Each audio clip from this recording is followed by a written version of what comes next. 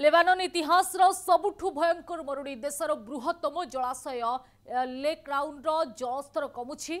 लिटानी नदी उपर निर्मित जलाशय चलित वर्ष वर्षा ऋतु में मात्र 45 नियुत घनमीटर जल प्रवाह होइछि, जहाँ वार्षिक हाराहारी 350 नियुत घनमीटर एक अंश मात्र।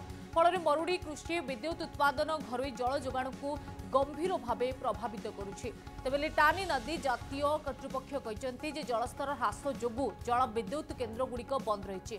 जलवायु परिवर्तन यह संकट को आहरी गंभीर करिछि। बेका उपत्यकार कृषक माने जल अभाव सम्मुखीन होउछंती। कूअगुड़िक सुखुची, जलसेचन पर विद्युत जोगाण ह्रास पाई। स्थिति एपरी होइछि जे लेबानन में विद्युत मात्र 10 घंटा पाई रहुछि। मरुड़ी समस्या लेबानन समग्र जल व्यवस्था को प्रभावित करुछि। एही संकट देशर अर्थनीति जनजीवन उपरे बड़ प्रभाव पकाउछि।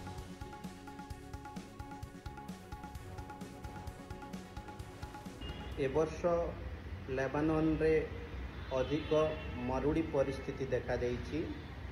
यार मुख्य कारण है लेबानन सबुठारु बड़ ह्रद जहाँ काराउन ह्रद कह जाए, यह लितानी नदी रे अवस्थित। एथिरे जल परिमाण सर्वनिम्न स्तर को पहुंची।